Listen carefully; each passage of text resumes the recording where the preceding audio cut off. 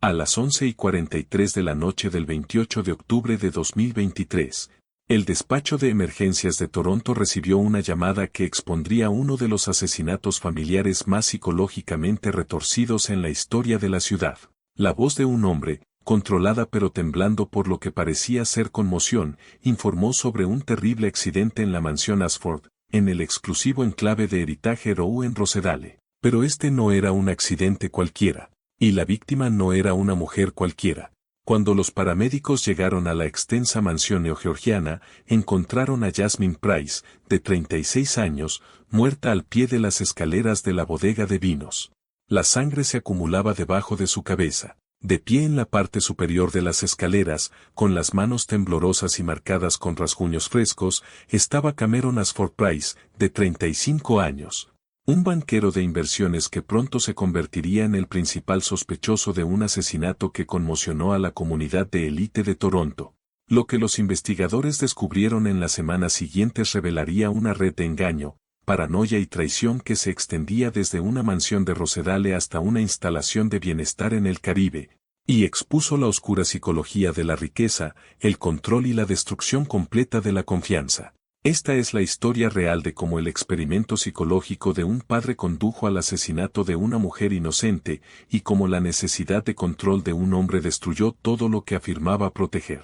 Cameron Ashford Price no nació en la riqueza, pero fue criado para adorarla. Nacido en 1988, hijo de Benedict Price, un magnate inmobiliario comercial hecho a sí mismo, y Sienna Ashford, una socialité de la vieja fortuna de Toronto. Cameron creció en un mundo donde el éxito no solo se esperaba, sino que era obligatorio. La mansión Ashford, una casa de 15,000 pies cuadrados en el enclave privado más exclusivo de Rosedale, era más que un hogar. Era un monumento al ascenso de Benedict desde sus raíces de clase trabajadora hasta el estatus de multimillonario. Pero los monumentos son fríos, y Cameron aprendió pronto que la perfección tiene un precio. Cuando tenía 7 años, en 1995, su madre Sienna salió de la mansión y nunca regresó. Sin explicación, sin despedida, solo un armario vacío y una nota que decía que ya no podía seguir haciendo esto. Benedict se lanzó al trabajo, construyendo Price Development Corporation hasta convertirla en un imperio de $2,300 millones.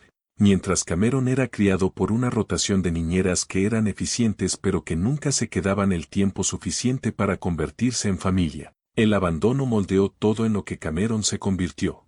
En la Escuela de Administración Rotman de la Universidad de Toronto, se graduó con honores en 2010, su tesis sobre la detección de fraudes corporativos obtuvo el reconocimiento de la Asociación Bancaria Canadiense. Su MBA de la Universidad de Queen's siguió en 2012 y a los 25 años fue reclutado por el banco de inversión Donovan Sterling, una de las firmas más prestigiosas de Valley Street.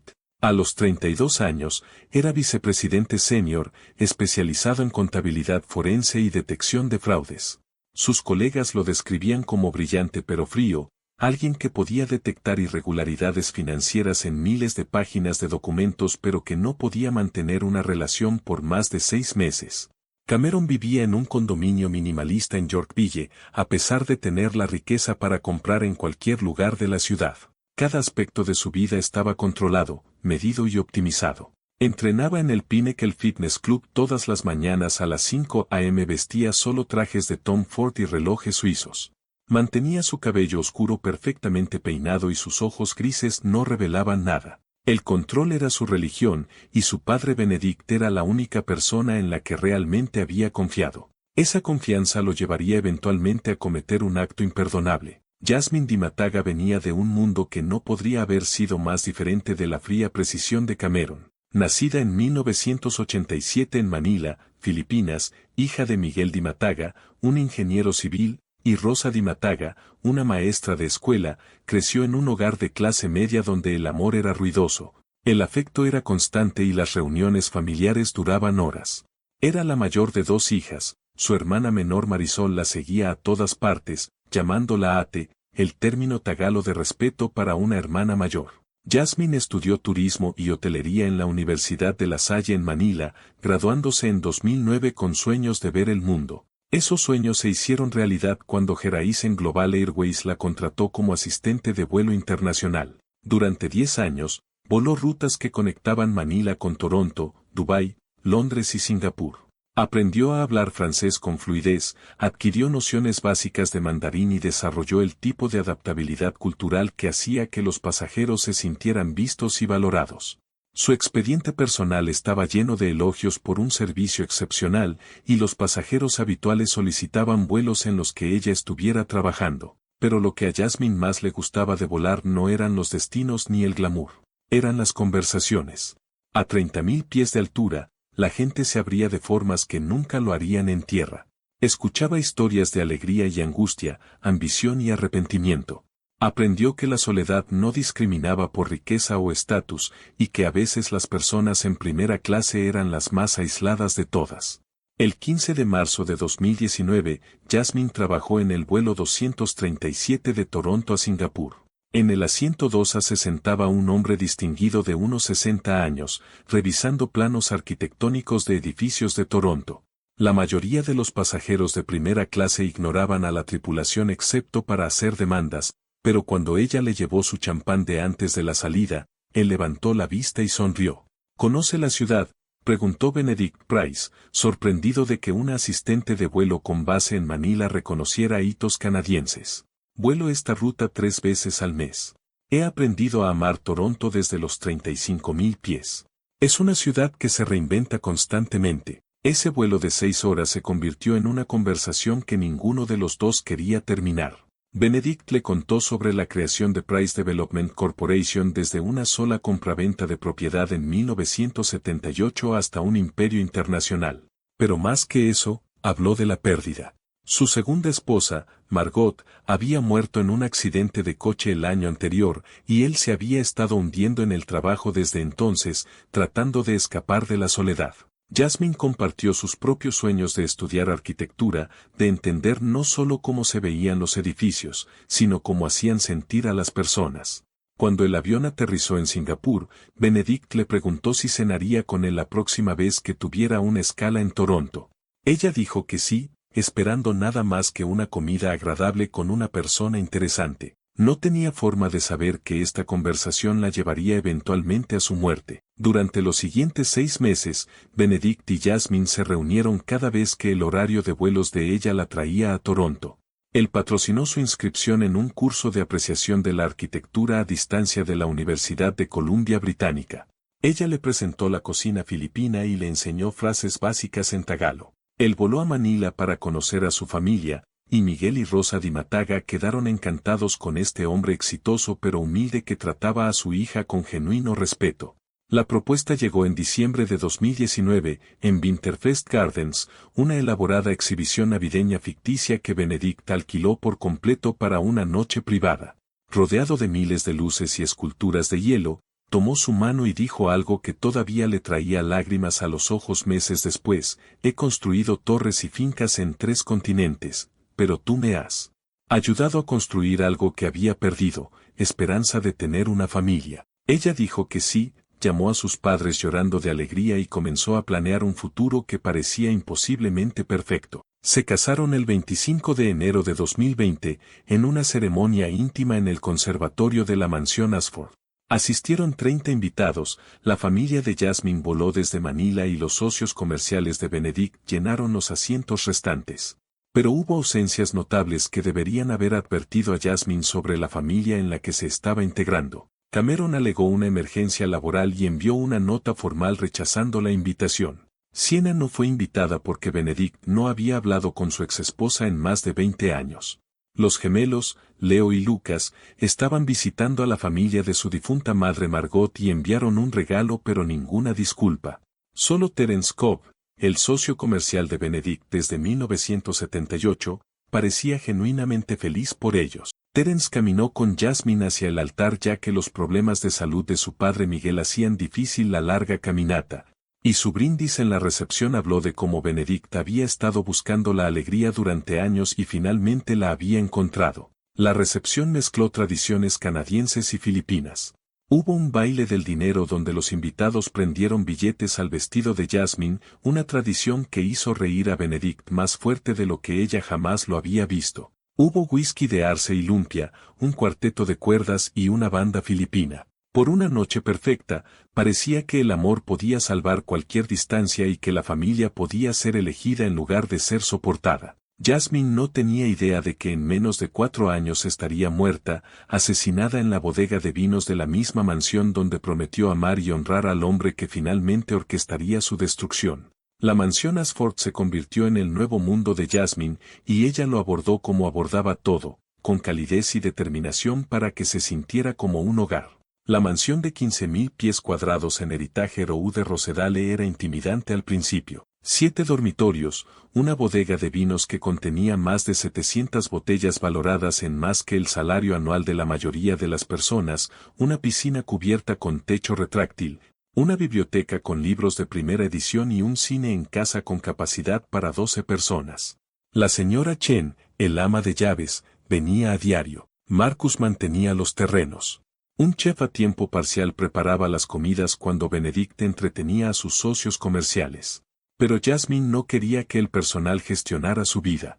Aprendió a cocinar ella misma las comidas favoritas de Benedict, pasó horas en la biblioteca leyendo los libros que él amaba y transformó el frío conservatorio en un jardín lleno de orquídeas y sampaguita, el jazmín filipino que le recordaba a su hogar. Intentó, desesperadamente, cerrar la brecha entre su cálida crianza filipina y los círculos sociales de élite de Toronto que la veían con una sospecha apenas disimulada. Los almuerzos de caridad eran lo peor. Mujeres que conocían a Benedict desde hacía décadas hacían preguntas directas con sonrisas sacarinas. Así que ¿cómo conociste exactamente a Benedict? ¿En un avión? ¡Qué conveniente! Oh, debes estar tan agradecida por esta oportunidad. No muchas asistentes de vuelo llegan a vivir en Rosedale. Jasmine sonreía y cambiaba de tema, pero el mensaje era claro. Ella era una extraña, una cazafortunas, alguien que había seducido a un viudo afligido por su dinero. Solo Terence Cobb la trataba como a un miembro de la familia. El socio comercial y amigo más cercano de Benedict la visitaba semanalmente, trayendo sus pasteles favoritos de Arbour View Bakery y preguntando por su familia en Manila. Tenía 63 años, era gay y había sido amigo de Benedict desde que eran contratistas con dificultades en 1978. No dejes que esas socialites te molesten, le dijo una tarde tomando café. Benedict te eligió porque eres auténtica. Eso las aterroriza. Lo que Jasmine no sabía era que Terence ocultaba su propia desesperación. Su pareja de mucho tiempo lo había dejado en 2018, y el juego se había convertido en la forma en que llenaba el vacío. Para 2020, debía $800,000 a usureros que operaban fuera del Riverside Gaming Palace, un club de póker ilegal en el distrito de Almacenes. Para pagarles, había comenzado a malversar fondos de Price Development Corporation, creando facturas de proveedores falsas e inflando los costes de construcción. Era una sangría lenta que se decía a sí mismo que devolvería eventualmente, pero las deudas solo crecían. Cameron rechazó cada invitación para visitar la mansión Ashford. Jasmine enviaba tarjetas de cumpleaños que nunca fueron agradecidas. Lo invitaba a cenas navideñas que recibían rechazos formales por correo electrónico.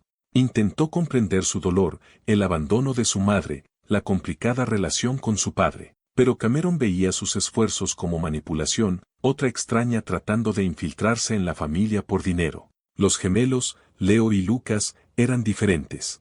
Nacidos en 2001, hijos de la segunda esposa de Benedict, Margot, tenían 22 años ahora, eran encantadores y populares, habiéndose graduado de la Universidad Western a principios de ese año. Visitaban la mansión ocasionalmente, y Jasmine los trataba como amigos más que como hijastros. Les preparaba desayuno filipino, longaniza, arroz con ajo y huevos, y escuchaba sus historias sobre la vida universitaria y sus planes para el futuro. Lo que ella no sabía era que ambos hermanos dirigían una sofisticada red de distribución de drogas, vendiendo estimulantes recetados, cannabis y cocaína a jóvenes profesionales en todo Toronto. Ganaban $40,000 al mes, dinero en efectivo que financiaba estilos de vida que sus pequeños fondos fiduciarios no podían sostener. Luego estaba Sienna Ashford, la madre biológica de Cameron que había abandonado a la familia en 1995. En 2022, reapareció de repente, afirmando que quería reconectar y enmendar sus errores. Tenía 58 años ahora, aparentando más edad, y se presentó en la mansión Ashford una tarde de primavera con flores y lágrimas. Benedict no quería tener nada que ver con ella, pero la naturaleza compasiva de Jasmine se impuso. Es la madre de Cameron, le dijo Jasmine a Benedict. Tal vez si se queda en la casa de invitados por un tiempo, podría ayudar a sanar viejas heridas. Benedict aceptó a regañadientes y Sienna se mudó a la casa de invitados de la propiedad. Ella y Jasmine desarrollaron una amistad genuina, tomando café juntas en la terraza, hablando sobre la vida y el arrepentimiento. Lo que Jasmine no sabía era que Sienna había huido a Vancouver en 1995 y se había casado con un hombre llamado Douglas Chen utilizando documentos falsificados. Nunca se había divorciado de Benedict, lo que convertía su segundo matrimonio en bigamia. Había construido toda una vida con Douglas, tuvo 2 hijos con él, Emma y Michael, y cuando Douglas murió en 2021, Sienna heredó su patrimonio. Pero si la bigamia salía a la luz, sus hijos de Vancouver lo perderían todo y ella podría enfrentarse a cargos penales. A finales de 2022, el comportamiento de Benedict comenzó a cambiar de formas que preocupaban a Jasmine. Se volvió cada vez más retraído, paranoico. La interrogaba sobre conversaciones con miembros de la familia. Instaló cámaras de seguridad adicionales en toda la mansión sin decírselo. Comenzó a realizar viajes en solitario al Caribe, alegando que necesitaba bucear y despejar su mente, pero regresaba más agitado que cuando se iba. ¿Alguna vez te has preguntado? Le preguntó una noche en diciembre de 2022, si alguien se preocuparía por mí si no tuviera nada. Benedict, ¿de qué estás hablando? Tu familia te ama. ¿De verdad? ¿O aman lo que puedo darles? Ella no pudo responder a eso, porque había visto los mismos patrones que él. Cameron solo contactaba a Benedict cuando había asuntos de la herencia que discutir. Los gemelos visitaban cuando necesitaban dinero. Sienna había regresado solo después de años de silencio. Incluso Terence parecía distraído últimamente, atendiendo llamadas telefónicas misteriosas y saliendo al exterior. El 14 de febrero de 2023, Benedict anunció que se iba a realizar un viaje en solitario al Turquoise Cove Resort en las Islas Turcas y Caicos para una semana de buceo. Era el día de San Valentín, y Jasmine quería ir con él, pero él insistió en que necesitaba soledad. Si algo me pasa, dijo mientras besaba su frente al despedirse, no confíes en nadie, ni siquiera en la familia, especialmente no en la familia. Las palabras la helaron, pero las atribuyó a su reciente paranoia. Vio cómo su coche se alejaba de la mansión, y no tenía idea de que nunca volvería a ver a su marido con vida. Al menos, eso es lo que todos creerían. 3 días después, a las 6:47 de la mañana hora de Toronto, sonó el teléfono de Jasmine. La voz del gerente del complejo era suave pero grave. Señora Price, ha habido un accidente. Su marido fue a una inmersión en solitario ayer por la mañana y nunca salió a la superficie. La guardia costera está buscando, pero las corrientes en esa zona son muy fuertes. Jasmine voló a las Islas Turcas y Caicos ese mismo día, quedándose en el complejo durante una semana mientras los equipos de búsqueda rastreaban el océano. El equipo de buceo de Benedict apareció en la playa, su chaleco hidrostático, su tanque, una aleta, pero su cuerpo nunca fue recuperado. El 19 de marzo de 2023, las autoridades locales emitieron un certificado de defunción listando a Benedict Price como presunto fallecido. El servicio conmemorativo en la mansión Ashford del 30 de marzo contó con la asistencia de más de 200 personas. Socios comerciales, miembros de juntas de caridad, la élite de Toronto, todos vinieron a presentar sus respetos a un hombre que había construido un imperio. Cameron pronunció el panegírico, su voz fría y objetiva, sus ojos grises secos. Mi padre construyó un imperio de la nada, dijo. Merecía un final mejor que este. Jasmine se sentó en la primera fila, sosteniendo la mano de Terence, sollozando por el hombre que le había dado la oportunidad de una vida diferente, el hombre que la había hecho sentir valorada y amada. No tenía idea de que Benedict estaba vivo, viendo el funeral a través de una señal satelital desde una instalación de bienestar privada en Providenciales, estudiando las reacciones de todos como parte de un elaborado experimento psicológico. La lectura del testamento tuvo lugar el 10 de abril de 2023 en el bufete de abogados Garrison y Associates en el centro de Toronto. El patrimonio estaba valorado en $2.300 millones canadienses y la sala estaba llena de familiares y socios, todos esperando saber cómo Benedict había dividido su fortuna. La principal beneficiaria era Jasmine, pero los términos eran complejos y restrictivos. Recibiría ingresos de la herencia, pero no podría acceder al capital hasta que cumpliera 40 años, dentro de 4 años.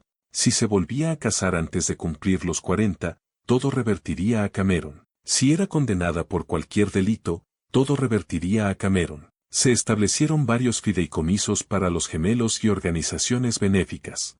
Cameron recibió $50 millones de inmediato y el control de Price Development Corporation. Cameron se sentó perfectamente inmóvil durante la lectura, con la mandíbula tan apretada que le dolían los dientes. Su padre había dejado el imperio a una mujer que lo conocía desde hacía menos de 4 años. Era la prueba, en la mente de Cameron, de que Jasmine había manipulado a Benedict en su dolor y soledad.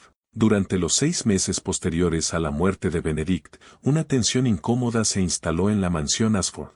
Jasmine permaneció allí como exigían los términos del testamento, retirándose de las obligaciones sociales y pasando sus días en la biblioteca de Benedict, leyendo los libros que él había amado. Terence la visitaba semanalmente, trayendo víveres y comprobando cómo estaba. Los gemelos venían con más frecuencia, y Jasmine apreciaba la compañía incluso cuando Cameron sospechaba cada vez más de lo cerca que se habían vuelto.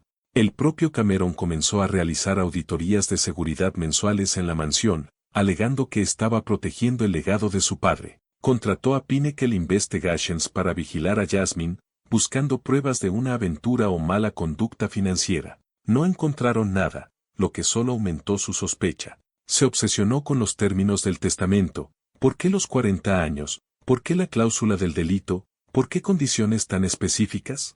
El 1 de octubre de 2023, Cameron programó su auditoría de seguridad rutinaria, trayendo a un especialista del banco Donovan Sterling bajo el pretexto de un ejercicio de entrenamiento, pero su verdadero objetivo era acceder a la caja fuerte privada de Benedict en el estudio del dormitorio principal. Jasmine estaba en Manila visitando a su familia por primera vez desde la muerte de Benedict, dándole a Cameron la oportunidad perfecta para buscar a fondo. La caja fuerte estaba exactamente donde siempre había estado, detrás de un panel falso en el estudio de Benedict. Como albacea de la herencia, Cameron tenía la combinación. En el interior estaban los objetos esperados, joyas, escrituras de propiedad, bonos, papeles importantes. Pero el entrenamiento en contabilidad forense de Cameron le hizo notar algo que otros habrían pasado por alto. El interior de la caja fuerte parecía menos profundo de lo que sugerían sus dimensiones exteriores. Encontró el mecanismo de liberación oculto y el fondo falso se abrió. Dentro había 6 tarjetas SD en bolsas individuales selladas, cada una etiquetada con fechas.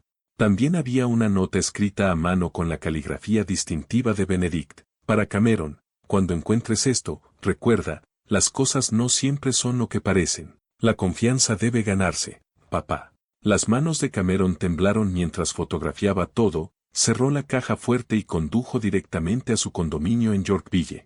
Cerró su puerta, bajó las persianas, desconectó su internet e insertó la primera tarjeta SD en su ordenador portátil. Lo que vio en esa pantalla lo llevaría a cometer un asesinato, destruir lo que quedaba de su familia y demostrar que, a veces, las personas en las que más confiamos son las que saben exactamente cómo quebrarnos.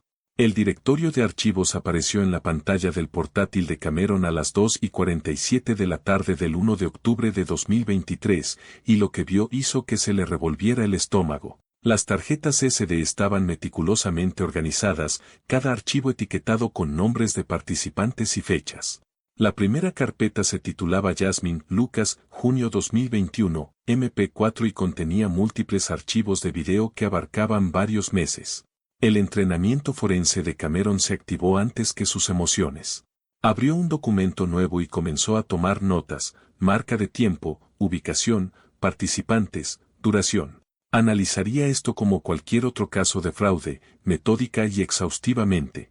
Pero cuando hizo clic en el primer archivo de video, toda pretensión de desapego profesional se hizo añicos en segundos. Las imágenes eran de alta calidad, múltiples ángulos de cámara, claramente filmadas con equipo profesional. El lugar era inconfundible, el dormitorio principal de la mansión Ashford, la habitación que compartían Benedict y Jasmine. La marca de tiempo indicaba el 14 de junio de 2021, 18 meses después de su boda. Y el contenido era explícito, mostrando a Jasmine con Lucas, uno de los hermanos gemelos que tenía 19 años en ese momento. Cameron miró 3 minutos antes de correr a su baño y vomitar. Se quedó sobre el lavabo, con las manos agarrando la encimera de mármol, respirando con dificultad. Esto no podía ser real. Pero cuando regresó a su escritorio y se obligó a seguir mirando, no encontró evidencia de edición, ni signos obvios de manipulación. Los rostros eran claros. El audio era nítido. No había duda de lo que estaba viendo. El segundo video mostraba a Jasmine con Leo, el gemelo de Lucas, filmado en el mismo dormitorio una semana después. Cameron tomó notas con manos temblorosas, documentando todo como si estuviera preparando un expediente para el tribunal. Fechas, ubicaciones, participantes, duración de cada encuentro. Se decía a sí mismo que esto eran solo datos, información para ser analizada y comprendida. Pero bajo la fachada profesional, la rabia se estaba acumulando como la presión en un contenedor sellado. La segunda tarjeta SD contenía archivos etiquetados como Jasmine, Siena, agosto 2022, MP4 y el mundo de Cameron se inclinó aún más hacia el territorio de la pesadilla. Las imágenes mostraban a Jasmine y Siena, su madre biológica, en situaciones íntimas filmadas en la casa de invitados de la propiedad. Su madre, la mujer que lo había abandonado cuando tenía 7 años, que había regresado afirmando que quería reconectar, a quien Jasmine había recibido con los brazos abiertos. Cameron buscó obsesivamente en las imágenes signos de tecnología de efake o manipulación digital. Buscó inconsistencias en la iluminación, movimientos antinaturales, problemas de sincronización de audio. No encontró nada. Para su ojo entrenado, estos vídeos parecían completamente auténticos.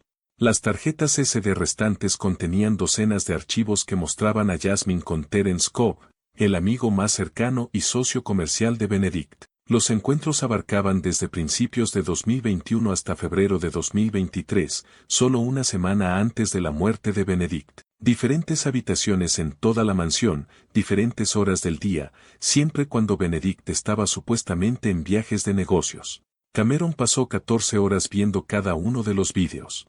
No comió, no durmió, no salió de su condominio. Al amanecer del 2 de octubre, había llenado 30 páginas con notas, cronologías y observaciones. El patrón era claro, todos los encuentros ocurrían cuando Benedict estaba viajando. Las marcas de tiempo del sistema de seguridad se correlacionaban con el calendario de Benedict, y cada una de las personas en estos vídeos tenía acceso a la mansión y la oportunidad. Pero Cameron necesitaba más que evidencia en video. Necesitaba entender la mecánica financiera de lo que parecía ser un esquema elaborado. El 3 de octubre, llevó las tarjetas SD al Departamento de Forense Digital de Donovan Sterling, alegando que estaba investigando un presunto espionaje corporativo para un cliente. El análisis tomó 2 días, y cuando regresó el informe, confirmó sus peores temores. Los vídeos eran auténticos. No había signos de manipulación de efake, ni evidencia de edición más allá del recorte básico. Los metadatos confirmaron las fechas y los modelos de cámara, Sentinel Security Systems, la misma marca instalada en toda la mansión Ashford. Las imágenes habían sido capturadas usando la propia infraestructura de seguridad de la mansión, lo que significaba que alguien había accedido al sistema y grabado deliberadamente estos encuentros. Como albacea de la herencia, Cameron tenía acceso a todos los registros financieros de Benedict, incluyendo cuentas que su padre había mantenido privadas durante su vida. Lo que descubrió en esos registros transformó su dolor en una furia fría y calculadora. Había una cuenta offshore en el Cayman International Bank que Benedict había abierto en enero de 2020, el mismo mes en que se casó con Jasmine. La cuenta mostraba depósitos mensuales regulares de 4 fuentes diferentes, cada una utilizando compañías numeradas para ocultar a los verdaderos pagadores. Pero las habilidades de contabilidad forense de Cameron le permitieron rastrearlos. LC Enterprises pertenecía a Lucas. LP Consulting pertenecía a Leo. SA Holdings pertenecía a Siena. TC Management pertenecía a Terence. Los depósitos eran consistentes, $5,000 mensuales de cada gemelo, $3,000 mensuales de Siena, $10,000 mensuales de Terence. Durante 32 meses, el total ascendió a $736,000 canadienses. Pero el dinero nunca permanecía en la cuenta de Caimán. Se transfería inmediatamente a otra corporación numerada, 1.847.592 Ontario Limited. Cameron pasó 3 días desentrañando la estructura corporativa. La empresa numerada poseía un solo activo, una escritura de propiedad de un ático en Arborview Towers en el centro de Toronto, comprado por $4.200.000 en enero de 2020. Pero la compra había sido financiada por algo más que los pagos de chantaje. El propio Benedict había contribuido con $3.400.000 al fideicomiso. El beneficiario del fideicomiso de la propiedad era Jasmine Dimataga Price, pero con condiciones específicas. Podría acceder a la propiedad cuando cumpliera 40 años o inmediatamente después de volver a casarse si eso ocurría antes de su 40º cumpleaños. Si era condenada por cualquier delito, la propiedad revertiría al control de Cameron. Para Cameron, la estructura era una prueba condenatoria de un plan a largo plazo. Jasmine había estado chantajeando a todos, construyendo un nido secreto valorado en más de $4 millones. Los términos del fideicomiso tenían sentido perfecto si ella había planeado la muerte de Benedict, casarse con alguien nuevo rápidamente, acceder a la propiedad de inmediato, desaparecer con el dinero. La cláusula del delito era un seguro en caso de que fuera atrapada. Pero Cameron no podía entender por qué Benedict contribuiría con $3.400.000 para financiar a su propia chantajista. A menos que Jasmine lo hubiera coaccionado de alguna manera. A menos que ella hubiera amenazado con exponer los secretos de su familia. A menos que ella hubiera hecho su vida tan miserable que él le hubiera pagado para mantener la fachada de un matrimonio feliz. Cameron contrató a investigadores privados para vigilar a cada participante, y lo que descubrieron proporcionó el apalancamiento que él creía que Jasmine había utilizado para extraer sus pagos de chantaje. Leo y Lucas dirigían una sofisticada operación de distribución de drogas en Toronto. Habían comenzado durante su último año en la Universidad Western, vendiendo estimulantes recetados a estudiantes estresados por los exámenes. Después de graduarse, se expandieron, reclutando a antiguos compañeros de clase que ahora eran jóvenes profesionales que trabajaban 80 horas a la semana en bufetes de abogados y bancos de inversión. Adderall, Ritalin, cocaína, cannabis de alta calidad, movían $40.000 en productos mensualmente. Los investigadores documentaron todo, entregas muertas en Liberty Village, aplicaciones de mensajería encriptadas, intercambios de efectivo en garajes de estacionamiento. Los gemelos habían sido cuidadosos, pero no lo suficiente. Si eran expuestos, se enfrentaban a graves cargos penales y tiempo en prisión. Cameron entendió perfectamente el apalancamiento del chantaje. Jasmine los había filmado en situaciones comprometedoras y luego amenazó con exponer su operación de drogas a menos que le pagaran un tributo mensual. Los secretos de Siena eran aún más devastadores. Los registros públicos mostraban que había huido a Vancouver en 1995 y se había casado con Douglas Chen en 1997 utilizando documentos de identidad falsificados. Nunca se había divorciado de Benedict, lo que convertía su segundo matrimonio en bigamia según la ley canadiense. Había construido toda una vida con Douglas, tuvo 2 hijos, Emma, ahora de 26 años, y Michael, ahora de 24, y cuando Douglas murió en 2021, Siena había heredado todo su patrimonio como su viuda legal. Pero si la bigamia salía a la luz, todo se desmoronaría. Los hijos de Douglas con Siena descubrirían que el matrimonio de sus padres no era válido. La herencia que Siena había recibido, una casa en Vancouver valorada en $800.000 y otros $400.000 en ahorros, sería impugnada. Emma y Michael podrían demandar para recuperar el dinero. Siena podría enfrentarse a un proceso penal. El apalancamiento que Jasmine tenía sobre ella era total y devastador. Los delitos financieros de Terence fueron los más fáciles de descubrir para Cameron. Sus habilidades de contabilidad forense revelaron un patrón de malversación de fondos de Price Development Corporation que se remontaba a 2019. Facturas de proveedores falsas por materiales de construcción que nunca fueron entregados. Costes de mano de obra inflados para proyectos donde a los trabajadores reales se les pagaba mucho menos. Empleados fantasma en la nómina cuyos cheques de pago se depositaban en cuentas que Terence controlaba. Durante 4 años, Terence había robado $2.700.000 de la empresa que Benedict había construido. Seguir el rastro del dinero reveló a dónde había ido, Riverside Gaming Palace, un club de póker ilegal que operaba en un almacén en el distrito industrial. Terence tenía una adicción al juego que lo había consumido todo. Actualmente debía $800,000 a usureros, hombres peligrosos que no negociaban planes de pago. Jasmine había descubierto la malversación de alguna manera, razonó Cameron, y amenazó con exponer a Terence ante Benedict y las autoridades. Terence se enfrentaría a cargos penales, perdería su licencia profesional, probablemente iría a prisión. Peor aún, los usureros irían tras él por el dinero que debía. Los $10,000 mensuales que le pagaba a Jasmine eran más baratos que la alternativa. Cameron creó un tablero de evidencia en la pared de su condominio, algo que había aprendido durante su formación en contabilidad forense. Fotos de todos los participantes conectadas por hilos rojos. Diagramas de flujo financiero que mostraban el dinero moviéndose desde cada persona hacia el fideicomiso de la propiedad de Jasmine. Correlaciones en la cronología que mostraban que el horario de viaje de Benedict se alineaba perfectamente con el momento en que se filmaron los vídeos. En el centro de todo estaba una fotografía de Jasmine de la boda, su cálida sonrisa ahora pareciendo siniestra y calculada. La transformación psicológica ocurrió gradualmente durante esas 2 semanas de octubre. En los primeros días, Cameron sintió conmoción e incredulidad. Esto no podía estar pasándole a su familia, pero a medida que la evidencia se acumulaba, la conmoción dio paso a la rabia. Jasmine se había infiltrado en sus vidas, explotado las debilidades de todos y se había beneficiado de sus secretos. Era una depredadora que había visto a la familia Price como presa. Para la segunda semana, Cameron tenía problemas para dormir.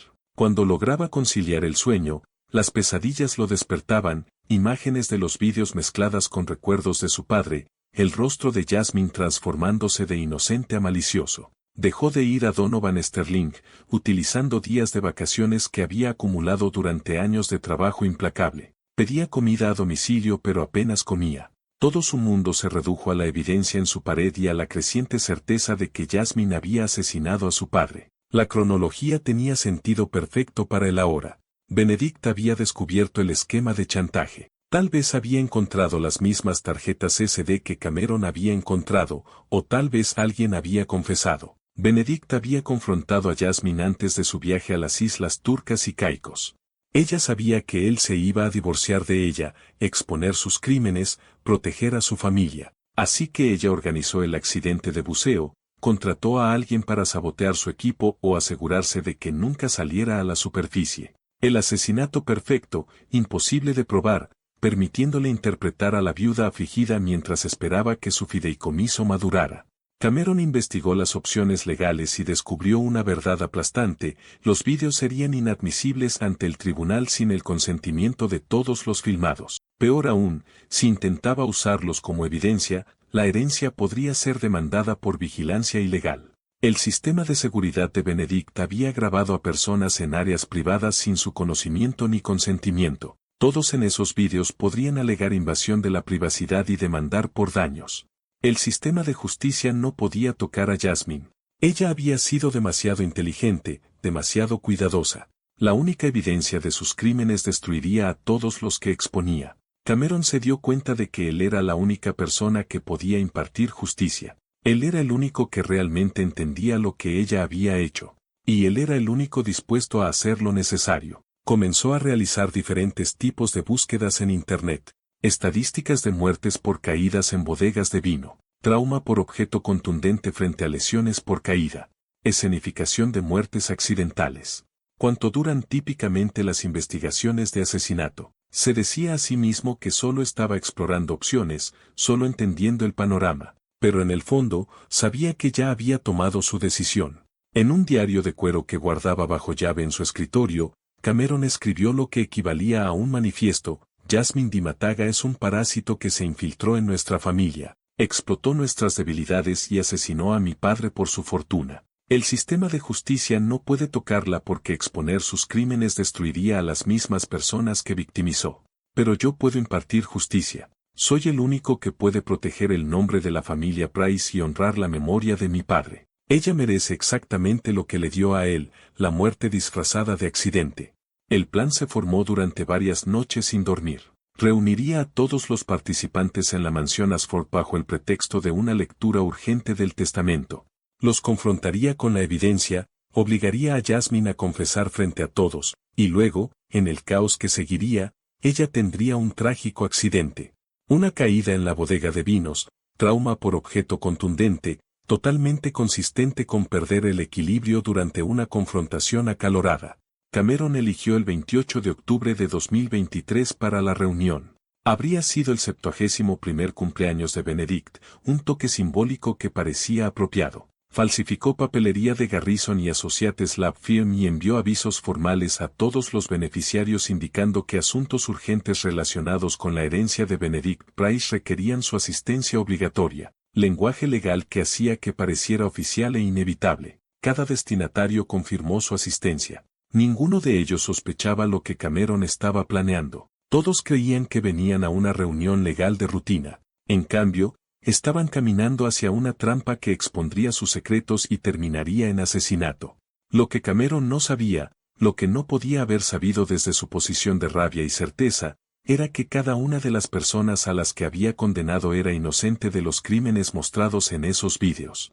La verdad era mucho más retorcida que cualquier cosa que su mente forense pudiera haber concebido. Leo y Lucas Price se sentaron en su apartamento compartido en Liberty Village el 15 de octubre de 2023, 13 días antes de la reunión programada en la mansión, discutiendo el correo electrónico encriptado que ambos habían recibido esa mañana. Era la tercera demanda de chantaje en 2 meses, y las amenazas estaban escalando. Necesitamos decírselo a alguien, dijo Lucas, caminando por su sala de estar. Esto es extorsión. Deberíamos ir a la policía. Y decirles que, espetó Leo, que alguien tiene vídeos nuestros con nuestra madrastra.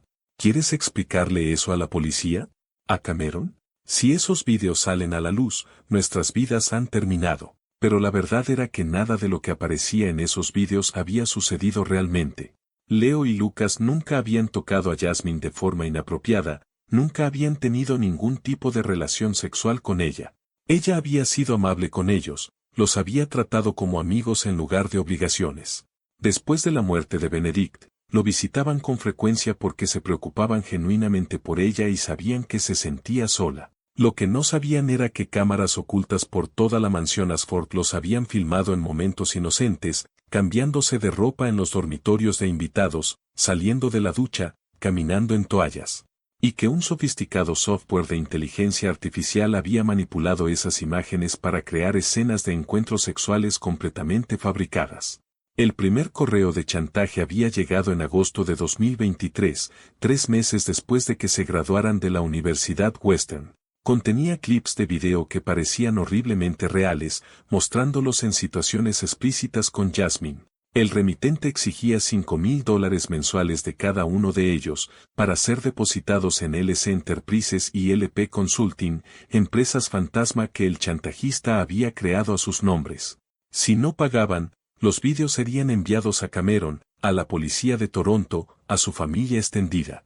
Los gemelos habían entrado en pánico.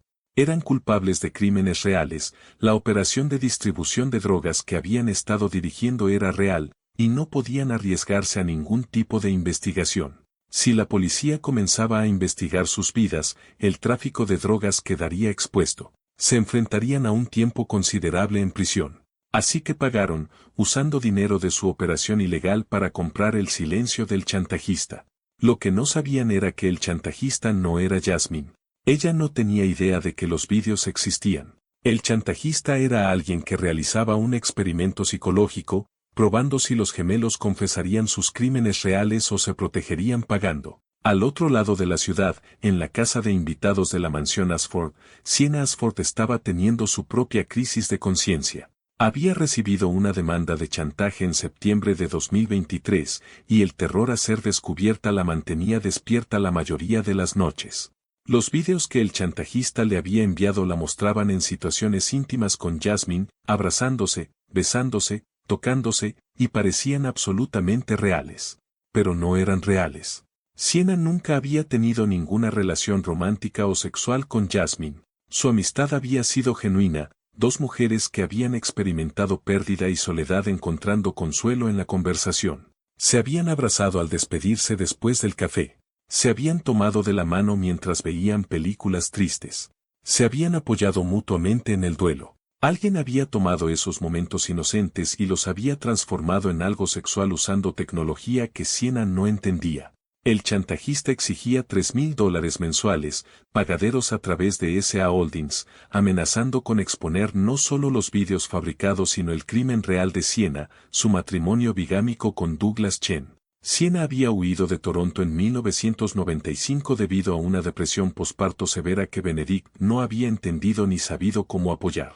Se estaba ahogando y, en lugar de buscar ayuda, huyó. En Vancouver, encontró un grupo de apoyo donde conoció a Douglas, un hombre amable que también había luchado contra la depresión. Se enamoraron y cuando él le propuso matrimonio en 1997, Sienna tuvo demasiada vergüenza para admitir que nunca se había divorciado de su primer marido. Utilizó documentos falsificados para casarse con Douglas, diciéndose a sí misma que arreglaría el papeleo eventualmente. Pero él eventualmente nunca llegó. Construyeron una vida feliz juntos, tuvieron 2 hijos y, cuando Douglas murió en 2021, Sienna heredó todo su patrimonio como su viuda legal. Sus hijos, Emma y Michael, dependían de esa herencia para su seguridad. Si la bigamia salía a la luz, todo colapsaría. Sus hijos de Vancouver descubrirían que el matrimonio de sus padres no era válido. La herencia sería impugnada. Sienna podría enfrentarse a cargos penales. Así que pagó las demandas de chantaje con el dinero que Douglas le había dejado, ganando tiempo y rezando para que la pesadilla terminara. Lo que no sabía era que el chantajista estaba probando si ella priorizaría proteger a sus hijos de Vancouver antes que reconectar con Cameron, si elegiría mentiras fáciles en lugar de verdades difíciles. Terence Cobb se sentó en su oficina del centro en Price Development Corporation el 20 de octubre de 2023, mirando el último correo electrónico de chantaje. Los vídeos adjuntos lo mostraban en encuentros explícitos con Jasmine y eran totalmente fabricados. Terence era gay. Había estado con su pareja Robert durante 15 años antes de que Robert lo dejara en 2018. Nunca había tenido intimidad con una mujer en toda su vida. Pero los vídeos parecían lo suficientemente reales como para destruirlo. Habían sido creados a partir de imágenes de momentos inocentes, Terence abrazando a Jasmine en el funeral de Benedict, consolándola cuando lloraba, dándole palmaditas en el hombro de forma paternal. La inteligencia artificial había transformado esos gestos de compasión en algo sexual. El chantajista exigía $10,000 mensuales a través de TC Management, amenazando con exponer tanto los vídeos fabricados como el crimen real de Terence, la malversación de fondos de Price Development Corporation. Terence había estado robando a la empresa desde 2019. Impulsado por la adicción al juego y la desesperación por pagar a los usureros que se volvían cada vez más violentos por los $800,000 que les debía.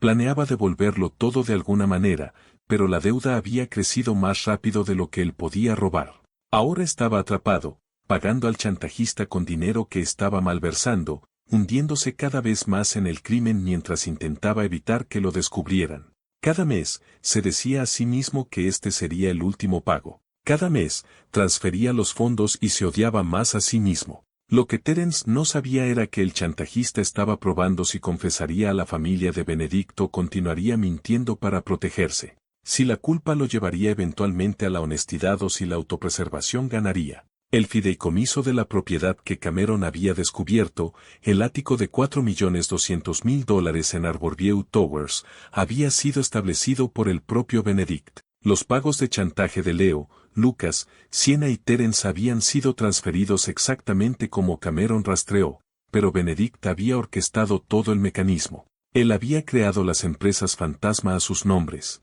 Él había enviado las demandas de chantaje. Había cobrado los pagos y añadido sus propios $3,400,000. El fideicomiso estaba diseñado para beneficiar a Jasmine si, y solo si, ella pasaba la prueba de carácter de Benedict. Benedict se había vuelto cada vez más paranoico en sus últimos años, convencido de que todos a su alrededor valoraban su riqueza más que su persona. La muerte de su segunda esposa Margot en 2018 había desencadenado algo oscuro en su psicología. Había comenzado a ver a un terapeuta especializado en dinámica familiar y juntos habían desarrollado lo que el terapeuta llamaba metodología de evaluación observacional, crear escenarios que revelaran la verdadera naturaleza de las personas. La cláusula de nuevo matrimonio en el fideicomiso no estaba diseñada para atrapar a Jasmine. Estaba diseñada para darle libertad si encontraba el amor de nuevo después de su muerte. La cláusula del delito no era un seguro contra su comportamiento criminal. Era una protección para el patrimonio si resultaba ser una mala persona. Benedict quería saber, ¿informaría Jasmine de los pagos de chantaje cuando los descubriera? ¿Se pondría en contacto con las autoridades? ¿Intentaría proteger a las personas que estaban siendo victimizadas? ¿O se quedaría con el dinero y no diría nada? Había esperado que la prueba tomara meses, tal vez un año. No había anticipado fingir su propia muerte para llevar a cabo la versión definitiva del experimento. El 14 de febrero de 2023, Benedict se había registrado en Oceanic Retreat Wellness Facility en Providenciales, Islas Turcas y Caicos. La instalación era una operación boutique especializada en lo que llamaban terapia familiar observacional, crear escenarios controlados y observar cómo respondían los miembros de la familia. Benedict había comprado la instalación a través de una corporación fantasma en diciembre de 2022, planeando este momento durante meses. El accidente de buceo fue elaborado. Benedict había contratado a profesionales para dejar su equipo en la playa, para crear un escenario creíble. La búsqueda de la guardia costera fue real, no se les dijo que era un simulacro, por eso nunca encontraron un cuerpo, porque no había cuerpo que encontrar. Desde su villa privada en Oceanic Retreat, Benedict tenía acceso a transmisiones de video seguras desde cada cámara en la mansión Ashford. Vio a Jasmine sufrir el duelo, vio a Cameron obsesionarse con los términos del testamento, vio a Leo y Lucas comenzar a pagar las demandas de chantaje en lugar de denunciarlas.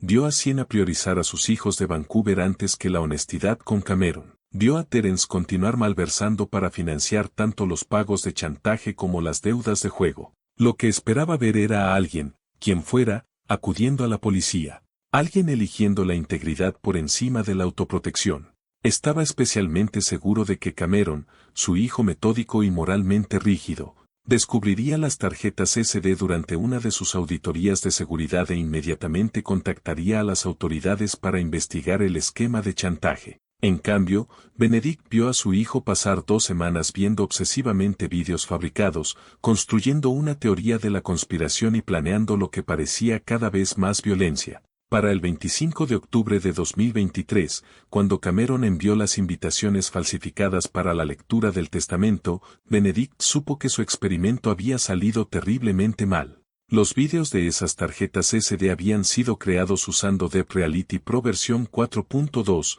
un software comercial de Defake que Benedict había comprado en enero de 2020.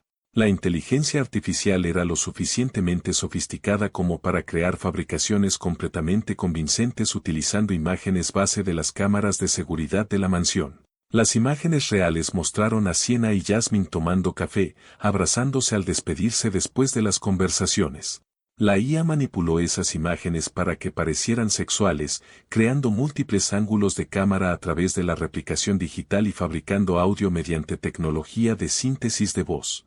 Imágenes reales mostraron a Terence consolando a Jasmine después del funeral de Benedict, ofreciendo apoyo paternal. La IA lo transformó en encuentros explícitos que nunca ocurrieron. Imágenes reales mostraron a los gemelos en situaciones inocentes por toda la mansión, cambiándose en las habitaciones de invitados, Jasmine trayéndoles toallas, conversaciones casuales en los pasillos. La IA creó escenarios sexuales completamente ficticios que parecían horriblemente auténticos. Benedict había creído que cualquier persona con formación forense detectaría eventualmente la manipulación. Los metadatos eran ligeramente irregulares. La iluminación en ciertos fotogramas no coincidía del todo con la configuración real de la habitación. El audio tenía artefactos de síntesis apenas perceptibles. Pero tenías que estar buscando esas inconsistencias. Tenías que querer encontrarlas. Cameron no había querido encontrarlas. Había querido la confirmación de que todos habían traicionado a su padre, que Jasmine era un monstruo, que su rabia estaba justificada. Así que vio exactamente lo que esperaba ver, y sus habilidades forenses trabajaron en su contra, proporcionando una falsa confianza en la autenticidad de la evidencia fabricada. El experimento psicológico de Benedict estaba diseñado para responder a una pregunta: ¿elegiría su familia la integridad o el interés propio al ser puesta a prueba? La respuesta fue devastadora. Todos habían elegido la autoprotección. Todos habían mentido, pagado chantajes, protegido sus secretos en lugar de buscar la verdad. Pero el fracaso más aplastante fue Cameron. Benedict había esperado que su hijo mayor, entrenado en la detección de fraudes, criado para valorar la verdad y la justicia, fuera la única persona que hiciera lo correcto. En cambio, Cameron se había convertido en la persona más peligrosa de la familia, alguien cuya necesidad de control e incapacidad para perdonar lo habían transformado en exactamente lo que afirmaba odiar. El 28 de octubre de 2023, a las 6:30 de la tarde, Benedict se sentó en su villa en Oceanic Retreat viendo la transmisión de video de la mansión Ashford. Todos los participantes estaban llegando para lo que creían que era una lectura del testamento. Tenía su teléfono en la mano, listo para llamar a la policía de Toronto en el momento en que sintiera un peligro real. Pero vaciló, queriendo ver si alguien confesaría, si alguien mostraría integridad al ser confrontado. Esa vacilación le costaría la vida a Jasmine y a Benedict todo lo que había pasado 71 años construyendo, porque lo que Benedict no sabía, lo que no podía haber sabido, era que Jasmine estaba esperando un hijo suyo. Estaba embarazada de 12 semanas del bebé que habían concebido antes de su partida a las Turcas y Caicos, un hijo del que aún no le había contado a nadie, esperando hasta estar segura en el segundo trimestre para compartir la noticia. El experimento que se suponía que debía revelar la verdad estaba a punto de producir la tragedia definitiva, el asesinato de una mujer inocente y un niño no nacido, orquestado por un padre paranoico y ejecutado por un hijo que había heredado todas sus peores cualidades. El 28 de octubre de 2023 habría sido el 71º cumpleaños de Benedict Price. En cambio, se convirtió en la noche en que su experimento psicológico se transformó en asesinato. Terence Cobb llegó primero a las 6:45 de la tarde, 15 minutos antes, como había hecho en cada reunión de negocios con Benedict durante 45 años. Los viejos hábitos persistían incluso después de la muerte. Estacionó su Mercedes plateado en la entrada circular y se sentó un momento, con las manos apretando el volante, tratando de calmar su corazón acelerado. La última demanda de chantaje había llegado esa mañana y la cantidad se había duplicado. $20,000, debidos en 3 días, o los vídeos serían publicados. Se estaba quedando sin formas de robar esa cantidad de dinero sin ser atrapado. Jasmine abrió la puerta vestida con un sencillo vestido negro y un collar de perlas, el que Benedict le había regalado en su primer aniversario. Sus ojos estaban enrojecidos pero su sonrisa era genuina. Terence, gracias por venir. Sé que esto debe ser difícil. Benedict querría que estuviéramos todos juntos en su cumpleaños, dijo Terence, abrazándola con cuidado. Podía sentir lo delgada que se había vuelto ella en los 8 meses transcurridos desde la muerte de Benedict. ¿Has estado comiendo? No he tenido mucho apetito últimamente, pero preparé su plato favorito esta noche, solomillo Wellington. Pensé que debíamos honrarlo adecuadamente. Sienna llegó a las 7 en punto exactamente, estacionando su coche de alquiler detrás del Mercedes de Terence.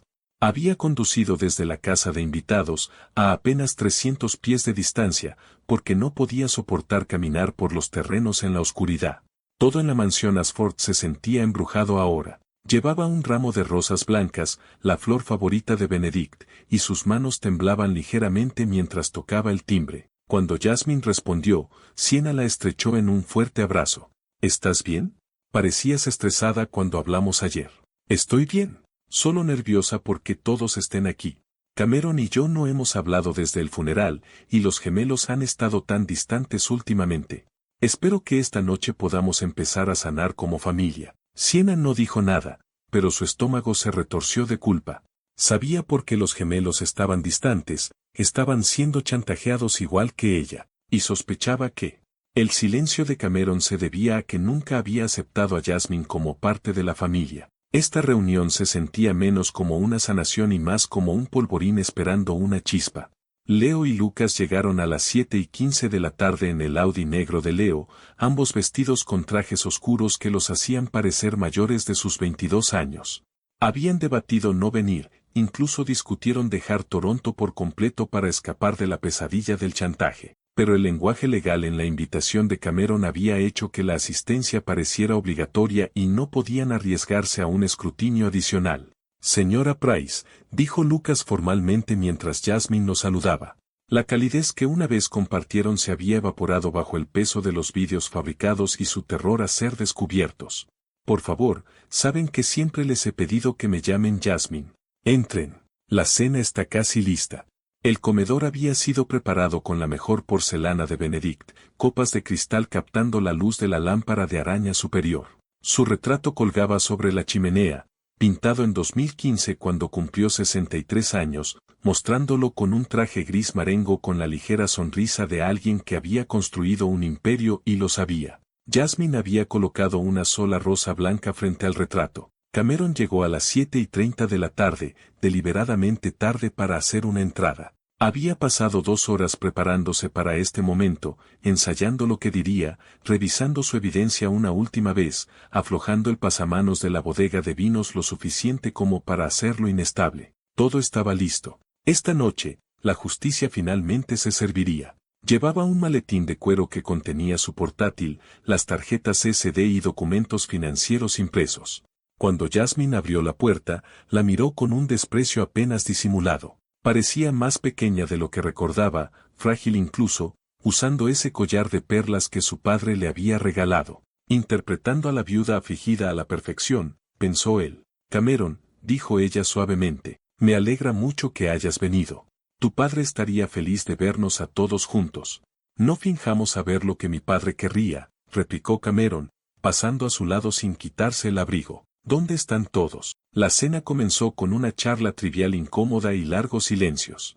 Jasmine había preparado solomillo Wellington con tubérculos asados y el vino favorito de Benedict, un Burdeos de 2010 de Chateau Margaux.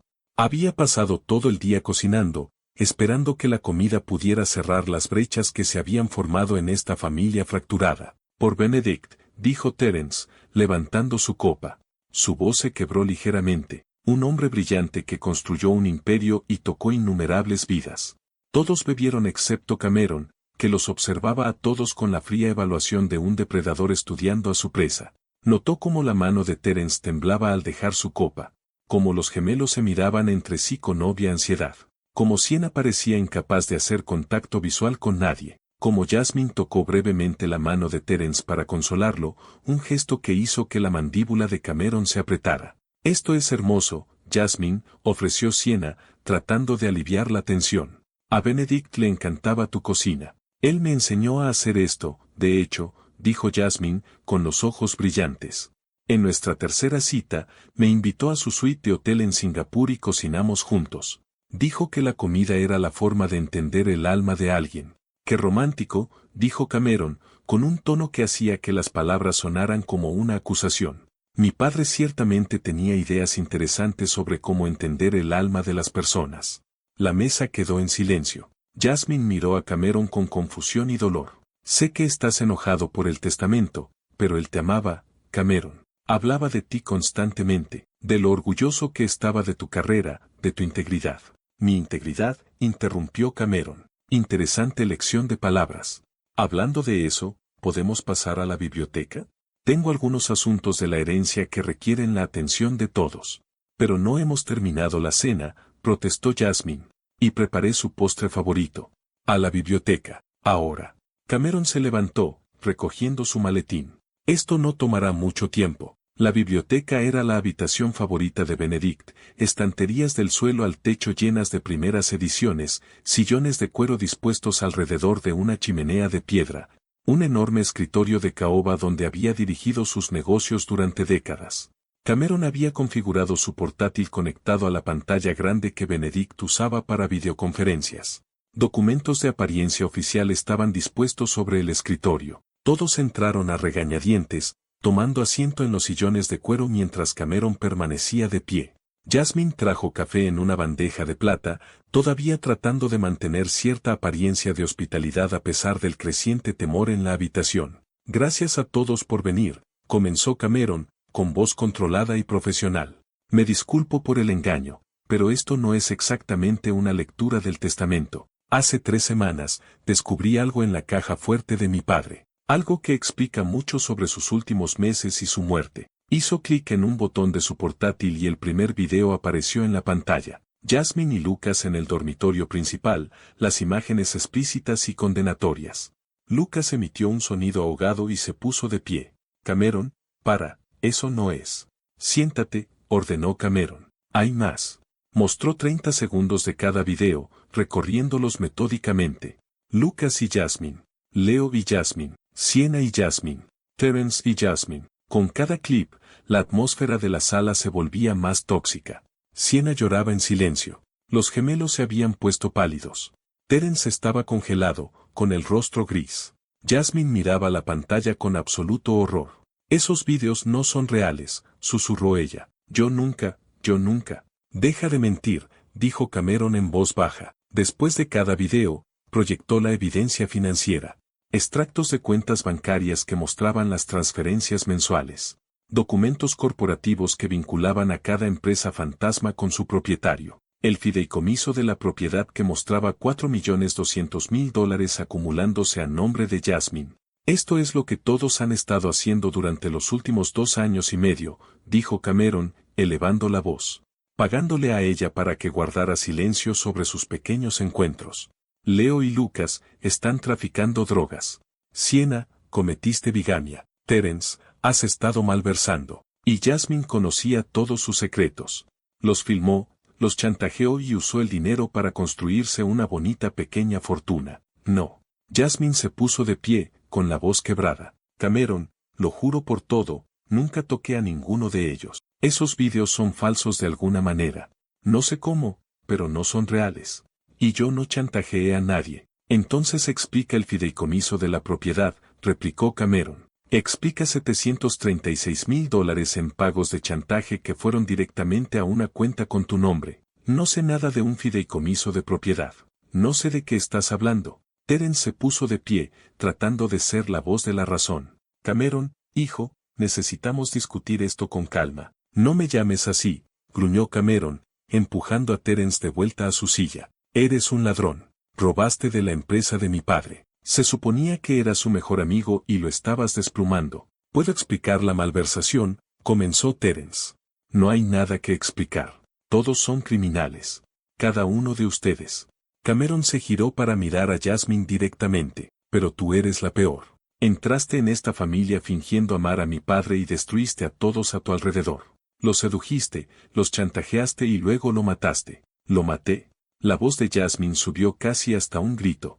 El accidente de buceo fue un accidente. Yo también lo perdí, Cameron. Lo amaba.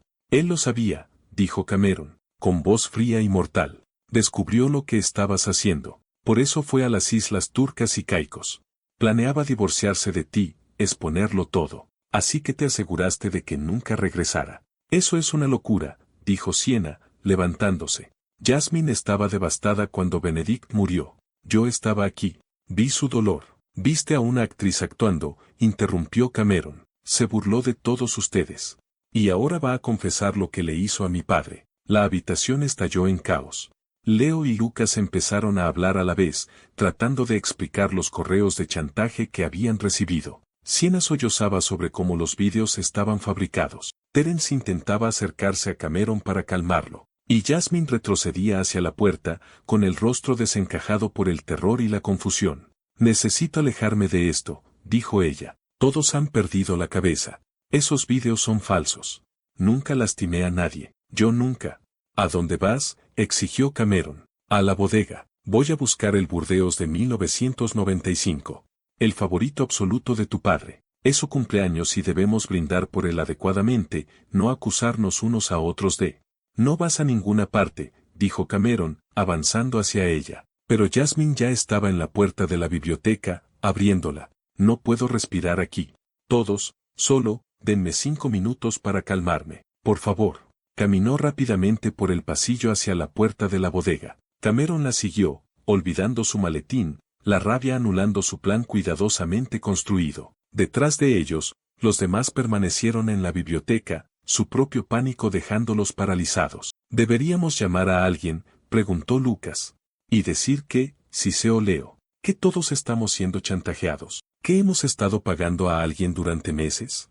¿Iremos todos a prisión? Sienna se volvió hacia Terence. ¿Qué hacemos? No lo sé, dijo Terence honestamente. Dios me perdone, no lo sé. En la bodega, Jasmine abrió la pesada puerta de roble y comenzó a bajar las escaleras. La bodega tenía temperatura controlada, forrada con estantes de madera que sostenían cientos de botellas. La iluminación era tenue, accesorios activados por movimiento creaban charcos de sombra. Se movió hacia la pared trasera donde Benedict guardaba sus cosechas más preciosas, buscando el Burdeos de 1995 que había sido su favorito. Escuchó los pasos de Cameron en las escaleras detrás de ella y se giró. La expresión de él hizo que se le helara la sangre. Cameron, por favor. Sé que estás herido. Sé que lo extrañas. Pero yo no hice nada. Date la vuelta, dijo Cameron en voz baja. ¿Qué? Date la vuelta. Mírame y dime la verdad. Ella se giró para mirarlo de frente, con las lágrimas rodando por su rostro. Te estoy diciendo la verdad. Amaba a tu padre. El accidente fue un accidente. Yo no chantajeé a nadie. No sé nada de esos vídeos ni de fideicomisos de propiedad ni... Cameron la agarró por los hombros, sus dedos apretando lo suficiente como para dejar moretones. Deja de mentir. No lo estoy. Intentó apartarse pero el agarre de él se tensó. Cameron, me estás lastimando. Dime lo que le hiciste. Sus manos se movieron de sus hombros a su garganta. Admítelo. No puedo admitir algo que no hice, jadeó ella, arañando sus manos. Sus uñas rasparon la piel de él, sacando sangre, creando las heridas defensivas que más tarde parecerían confirmar su historia. Pero Cameron ya no pensaba en la evidencia. Pensaba en la muerte de su padre, el abandono de su madre, cada traición que había experimentado y los vídeos que habían confirmado sus creencias más oscuras sobre la naturaleza humana. Todo ello se fusionó en una rabia dirigida a esta mujer que representaba todo lo que había perdido. Lo mataste, dijo Cameron, apretando más fuerte. Solo admítelo y esto se detiene. Jasmine intentó hablar pero no podía obtener aire. Sus ojos estaban muy abiertos, suplicantes, aterrorizados. Tiró de sus manos pero él era más fuerte, su agarre implacable. Su visión comenzó a oscurecerse en los bordes. En su mente, su último pensamiento coherente fue sobre el secreto que había estado guardando, el embarazo de 12 semanas que planeaba anunciar en esa cena, el niño que ella y Benedict habían creado antes de su viaje, el bebé que habría sido su futuro. Cameron vio cómo se le nublaban los ojos, sintió cómo su cuerpo se quedaba lánguido y solo entonces la soltó. Ella se desplomó en el suelo de la bodega, su cabeza golpeando el hormigón con un sonido que lo perseguiría por el resto de su vida. Durante 30 segundos, Cameron se quedó allí respirando con dificultad, sus manos todavía con la forma de estar alrededor de su cuello. Entonces la realidad se desplomó sobre él. «Oh Dios», susurró. «¿Qué hice? ¿Qué hice?» Comprobó el pulso y no encontró nada. Los ojos de Jasmine miraban al techo, sin ver nada. El collar de perlas que Benedict le había regalado yacía roto en el suelo, las perlas esparcidas como lágrimas. El entrenamiento forense de Cameron intentó activarse a través de su pánico. Miró alrededor de la bodega, con su mente acelerada. Arriba, podía oír voces, los demás venían. Tenía segundos para decidir. La botella de vino. Agarró el Burdeos de 1995 del estante y lo colocó cerca de la mano de Jasmine. Las escaleras.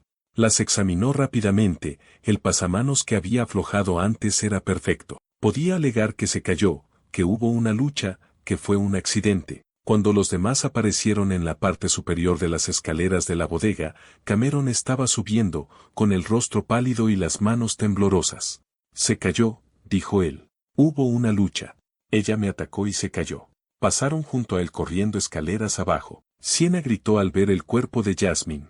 Terence inmediatamente comprobó el pulso, su rostro desmoronándose al no encontrar nada. Necesitamos llamar a una ambulancia, dijo Siena. Llamen al 911. ¿Y decirles qué? Preguntó Cameron, con voz plana. ¿Qué estábamos todos aquí confrontándola por chantajes y vídeos sexuales? ¿Que todos tendremos que explicar nuestros crímenes a la policía? La habitación quedó en silencio. Leo miró a Lucas. Siena miró a Terence. Todos entendieron la trampa en la que estaban. El tráfico de drogas saldrá a la luz, dijo Leo en voz baja. Mis hijos lo perderán todo, susurró Siena. La malversación, dijo Terence. Iré a prisión. Cameron bajó las escaleras lentamente, con su mente trabajando en escenarios incluso mientras el horror por lo que había hecho amenazaba con abrumarlo. Esto es lo que pasó. Tuvimos una cena familiar para honrar a mi padre en su cumpleaños. Jasmine fue a buscar vino. Oímos un golpe. Bajamos y la encontramos. Un trágico accidente, nada más. Esto está mal, dijo Sienna. Ella merece. No merece nada, interrumpió Cameron, con voz dura. Los chantajeó a todos. Destruyó a esta familia. Asesinó a mi padre. Esto es justicia. No era justicia. Era asesinato y conspiración. Pero uno a uno, atrapados por sus propios secretos y crímenes, asintieron. Terence ayudó a posicionar el cuerpo de Jasmine para que pareciera más consistente con una caída. Los gemelos recuperaron las perlas esparcidas. Sienna limpió las superficies con manos temblorosas. A las 11:43 de la noche, Cameron llamó al 911 desde la biblioteca, con voz temblorosa por lo que parecía ser una conmoción genuina. Ha habido un terrible accidente en la mansión Ashford. Mi madrastra fue a buscar vino y se cayó. Por favor, envíen a alguien. Hay mucha sangre. Creo que está muerta. Los servicios de emergencia llegaron a la mansión Ashford a las 11:56 de la noche para encontrar una escena que parecía consistente con un trágico accidente. Jasmine Price yacía al pie de las escaleras de la bodega de vinos, su cabeza descansando en un charco de sangre, el collar de perlas roto esparcido a su alrededor. Una botella de Burdeos de 1995 yacía cerca de su mano. El pasamanos mostraba evidencia de estar suelto. 5 miembros de la familia traumatizados se sentaron en la biblioteca, con sus historias perfectamente alineadas. Los paramédicos la declararon muerta en el lugar. La evaluación preliminar sugirió trauma por objeto contundente a causa de la caída. Pero cuando la detective Sarah Morrison de la División de Homicidios de la Policía de Toronto llegó para tomar declaraciones, ciertos detalles comenzaron a inquietar sus experimentados instintos. El patrón de sangre estaba mal. Jasmine supuestamente se había caído por las escaleras, pero no había sangre en las escaleras mismas, solo en el fondo. La botella de vino cerca de su mano estaba intacta, lo que parecía inconsistente con el hecho de haber caído con ella. Y los moretones en la garganta de Jasmine, que Cameron afirmaba que se produjeron cuando ella lo atacó antes de huir, parecían más profundos y severos de lo que sugerirían las heridas defensivas. Lo más preocupante era lo ensayadas que sonaban las historias de todos. 5 personas describiendo exactamente la misma secuencia de eventos en un lenguaje casi idéntico levantaron señales de alerta inmediatas. En la experiencia de Morrison, los testigos genuinos tenían variaciones en sus relatos basadas en sus perspectivas. Estas personas sonaban como si estuvieran recitando un guión. Señor Ashford Price, dijo Morrison, apartando a Cameron, ¿puede explicarme lo que pasó una vez más? La historia de Cameron fue precisa. Habían tenido una conversación difícil sobre la herencia de su padre. Jasmine se alteró y fue a buscar vino. Minutos después, oyeron un golpe. La encontraron al pie de las escaleras. Le mostró a Morrison los rasguños en sus manos y cuello de donde Jasmine supuestamente lo había atacado. ¿Por qué lo atacó?, preguntó Morrison. Estaba inestable. Duelo por la muerte de mi padre. Estrés financiero. Mencioné algunas irregularidades en las cuentas de la herencia y se puso a la defensiva. Morrison tomó notas pero no dijo nada. Había visto suficientes escenas del crimen manipuladas como para reconocer cuando algo fundamental estaba mal. Esto no era un simple accidente, pero sin pruebas claras de homicidio, no podía realizar arrestos. Todavía no. El 30 de octubre, la detective Morrison revisó el expediente del caso y tomó una decisión que abriría la investigación de par en par. Se puso en contacto con la Unidad de Delitos Financieros y Fraude. La inspectora Ellen Marks llevaba 28 años en el Servicio de Policía de Toronto, especializándose en casos donde el crimen de guante blanco se cruzaba con la violencia. Había resuelto los asesinatos por malversación del Frente Marítimo en 2015 y las muertes del esquema Ponzi de Valle Street en 2019. Su filosofía era simple: sigue el dinero, porque nunca miente. Cuando Morrison le informó sobre la muerte de Jasmine Price, Marks vio inmediatamente patrones que le resultaban familiares. ¿Dijo que se mencionaron irregularidades financieras? El hijo afirmó que estaba discutiendo las cuentas de la herencia cuando la víctima se alteró. ¿Y quién se beneficia de su muerte? El hijo, Cameron Ashford Price. El testamento tenía a Jasmine como beneficiaria principal, pero no podía acceder al capital hasta los 40 años o si se volvía a casar. Si ella muere o es condenada por un delito, todo revierte a Cameron. Mark sonrió sombríamente. Eso es un móvil. Déjame ver las finanzas. Lo que encontró durante la semana siguiente fue un laberinto que apuntaba a algo mucho más complejo que un simple asesinato. Benedict Price había muerto 8 meses antes en un conveniente accidente de buceo donde no se recuperó ningún cuerpo. Su testamento había creado un fideicomiso inusualmente restrictivo para su viuda. Ahora esa viuda estaba muerta en circunstancias sospechosas, y el hijo que había sido en gran parte desheredado era de repente el principal beneficiario de un patrimonio de $2.300 millones. Mark citó los registros bancarios de Benedict, tanto de cuentas canadienses como offshore. Descubrió la cuenta del Cayman International Bank con $736.000 en depósitos de 4 empresas fantasma diferentes. Rastreó esas empresas hasta Leo Price, Lucas Price, Sienna Ashford y Terence Cobb. ¿Por qué 4 personas estarían haciendo pagos regulares a una cuenta conectada con la víctima? Le preguntó a Morrison. Chantaje, sugirió Morrison. Eso es lo que parece. Pero hay algo extraño. Mark señaló al mayor contribuyente del fideicomiso de la propiedad. El propio Benedict Price puso $3.400.000 en este fideicomiso. ¿Por qué una víctima de chantaje financiaría a su chantajista? El 5 de noviembre, Marks comenzó los interrogatorios formales de todos los participantes. Empezó con los gemelos, citándolos por separado. Lucas estaba visiblemente nervioso, su abogado presente pero mayormente en silencio. Marks expuso la evidencia financiera, las empresas fantasma, los pagos, el fideicomiso de la propiedad. Cuénteme sobre los pagos que le estaba haciendo a Jasmine Price, dijo ella. Lucas miró a su abogado, quien asintió con permiso para hablar. Estábamos siendo chantajeados, pero no por Jasmine. Al menos, no creemos que fuera ella. Explique. Recibimos correos electrónicos en agosto. Contenían vídeos de nosotros con Jasmine, vídeos sexuales. Excepto que nunca pasó nada parecido. Nos dimos cuenta más tarde de que los vídeos tenían que ser falsos, pero parecían reales. El chantajista exigía $5,000 al mes de cada uno de nosotros o enviaría los vídeos a la policía, a nuestra familia. ¿Por qué no denunciar el chantaje? El silencio de Lucas fue muy elocuente. Marks dejó que se prolongara hasta que él se quebró. Porque somos culpables de otras cosas. Distribución de drogas. No podíamos arriesgarnos a ninguna investigación. La historia de Leo fue idéntica.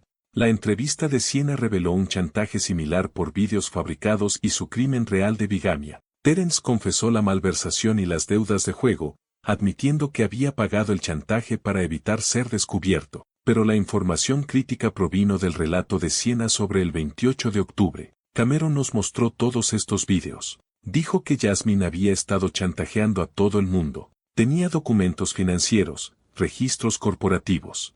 Dijo que ella había asesinado a Benedict. Luego Jasmine fue a la bodega y Cameron la siguió. Minutos después, regresó y dijo que ella se había caído. ¿Se creyó eso?, preguntó Marks. Sienna guardó silencio durante un largo momento. No. Pero todos estábamos aterrorizados de que nuestros propios crímenes fueran expuestos. Así que aceptamos la historia. El 12 de noviembre, armada con pruebas de conspiración para encubrir un delito, Marks obtuvo una orden de registro para el condominio de Cameron en Yorkville.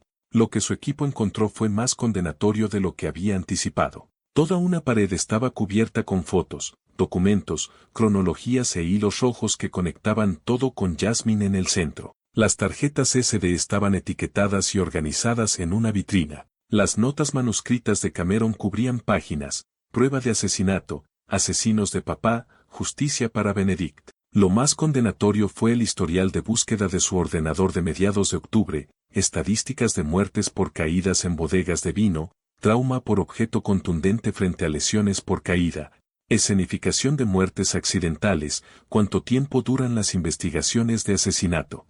Marks envió las tarjetas SD a la unidad de forense cibernético de la Real Policía Montada del Canadá para su análisis. El informe regresó 3 días después y lo cambió todo. Estos vídeos son deepfakes sofisticados, explicó el analista forense. Imágenes base de cámaras de seguridad, manipuladas usando Deep Reality Pro. Versión 4.2. El audio está sintetizado. Múltiples ángulos de cámara creados digitalmente. Ninguno de estos encuentros ocurrió realmente. ¿Puede rastrear la licencia del software?, preguntó Marks. Ya lo hice. Registrada a nombre de Oceanic Retreat Wellness Facility en Providenciales, Islas Turcas y Caicos. Marks buscó información sobre la instalación. Era propiedad de una corporación fantasma cuyos directores eran Garrison y Associates Lab Firm, los abogados de Benedict Price. Benedict supuestamente había muerto en las Islas Turcas y Caicos. El software utilizado para crear los vídeos falsos de chantaje estaba registrado a nombre de una instalación propiedad de Benedict. La hipótesis se formó rápidamente. Benedict había fingido su muerte. Él había creado los vídeos. Había orquestado todo el esquema de chantaje como algún tipo de prueba psicológica. Y Cameron había asesinado a una mujer inocente basándose en evidencia fabricada. El 20 de noviembre, Mark se puso en contacto con las autoridades de las Islas Turcas y Caicos y solicitó un control de bienestar en Oceanic Retreat Wellness Facility. Llamaron 4 horas después. Encontramos a Benedict Price. Está vivo, residiendo en una villa privada. Ha aceptado regresar a Toronto voluntariamente. Cuando Benedict Price entró en la jefatura de policía de Toronto el 22 de noviembre de 2023, parecía haber envejecido una década en 8 meses.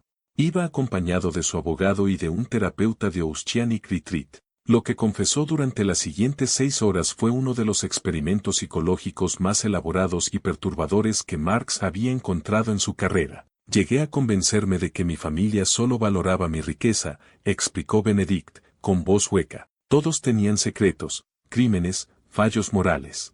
Quería saber si alguien elegiría la integridad al ser puesto a prueba.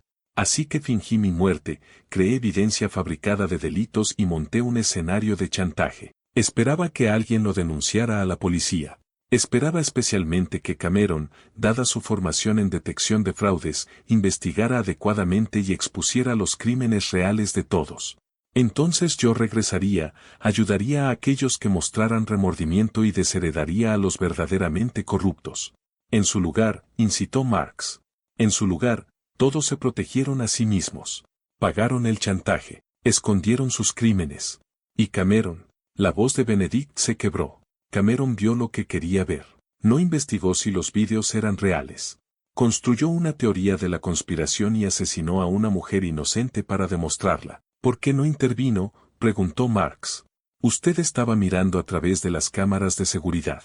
No supe que había encontrado las tarjetas SD hasta el 28 de octubre. Estaba viendo la transmisión cuando les mostró a todos los vídeos. Vi cómo la confrontación escalaba. Me estaba preparando para llamar a la policía de Toronto cuando Cameron siguió a Jasmine a la bodega. Lo vi. Benedict no pudo continuar. Vio cómo la estrangulaba, terminó Marks. ¿Por qué no llamó inmediatamente? Lo hice. Pero para cuando llegó la policía, ella ya estaba muerta. Volé a la mañana siguiente, pero no había nada que pudiera hacer. Se había ido. Mark sacó el informe de la autopsia y lo deslizó sobre la mesa. Hay algo que debe saber, señor Price. Jasmine estaba embarazada de 12 semanas cuando murió. La prueba de paternidad confirma que el niño era suyo. Benedict miró el documento, con las manos temblando. Luego emitió un sonido como el de un animal sufriendo y se desplomó hacia adelante, sollozando. No, no. Habíamos concebido antes de que me fuera. Ella no lo sabía todavía. Iba a regresar, revelarlo todo, construir una familia de verdad con ella y nuestro bebé. Nuestro hijo. Oh Dios, nuestro hijo. Su hijo asesinó a su esposa y a su hijo no nacido porque usted quiso poner a prueba su integridad, dijo Marks en voz baja. Eso es lo que produjo su experimento. Cameron Ashford Price fue arrestado el 21 de noviembre de 2023 y acusado de 2 cargos de asesinato, Jasmine Price y su hijo no nacido. Se le negó la fianza. El juicio comenzó en mayo de 2024 y duró 7 semanas. El fiscal de la corona presentó pruebas abrumadoras, el historial de búsqueda en Internet que mostraba premeditación, el pasamanos aflojado que probaba la planificación, la evidencia forense que mostraba que Jasmine murió por estrangulamiento y no por una caída, y la conspiración que él había orquestado para encubrirlo. La defensa alegó locura temporal. Cameron había creído genuinamente que Jasmine asesinó a su padre. Los vídeos parecían auténticos. Cualquier persona razonable se habría sentido devastada por tal evidencia. Había actuado en un momento de rabia, no con intención premeditada. Pero el testimonio más devastador provino del propio Benedict. El hombre de 71 años subió al estrado y explicó todo su experimento psicológico, con la voz quebrada mientras describía cómo veía a su hijo cometer un asesinato a través de una señal de satélite. Creé esos vídeos para poner a prueba la integridad de mi familia, dijo Benedict. Nunca imaginé que Cameron fallaría tan catastróficamente, nunca imaginé que mataría. Jasmine era inocente, completamente inocente. Era amable, cariñosa y llevaba a mi hijo. Mi hijo los asesinó a ambos porque yo le enseñé a no confiar en nadie, a ver traición en todas partes, a valorar el control por encima de la compasión. Esto es culpa mía. Todo ello. El jurado deliberó durante 6 horas antes de emitir veredictos de culpabilidad en ambos cargos. La jueza Patricia Reeves condenó a Cameron a cadena perpetua sin posibilidad de libertad condicional durante 25 años. Usted es un contador forense capacitado, dijo la jueza Reeves en la sentencia. Tenía las habilidades para verificar la evidencia. Eligió no usarlas porque la rabia le resultaba más satisfactoria que la verdad. Asesinó a una mujer inocente y a un niño no nacido basándose en vídeos fabricados que podría, y debería, haber detectado como falsos. Su fracaso al buscar la verdad, al mostrar misericordia, al valorar la vida por encima de la venganza, le convierte en uno de los criminales más peligrosos que han comparecido ante este tribunal. Leo y Lucas se declararon culpables de tráfico de drogas y recibieron 3 años cada uno. Terence se declaró culpable de malversación y recibió 5 años, reducidos por su cooperación. Sienna fue acusada de bigamia pero recibió una sentencia suspendida cuando los hijos de Douglas Chen decidieron no seguir adelante con el asunto. Benedict fue acusado de fraude, conspiración y obstrucción a la justicia por crear pruebas falsas y fingir su muerte. Recibió una sentencia suspendida debido a su edad, cooperación y acuerdo para someterse a tratamiento psiquiátrico. Los padres de Jasmine, Miguel y Rosa Di Mataga, demandaron al patrimonio de Benedict por homicidio culposo. El acuerdo fue de $50 millones canadienses.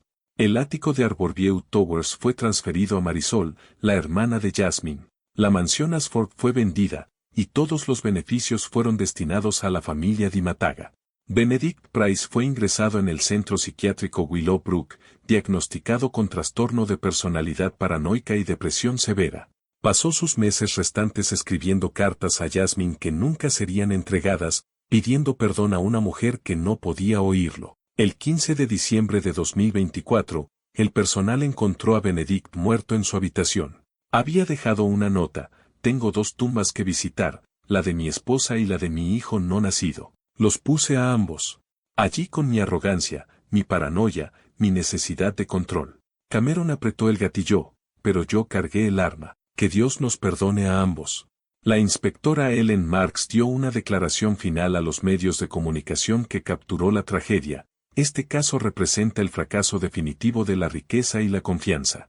Un padre tan paranoico sobre los motivos de su familia que montó una prueba elaborada. Un hijo tan controlado por sus problemas de abandono que asesinó en lugar de investigar. Y una mujer inocente atrapada entre ellos, destruida por juegos que no sabía que estaba jugando. La riqueza no corrompió a esta familia. La incapacidad de confiar, de perdonar, de elegir el amor por encima del control, eso fue lo que los destruyó a todos.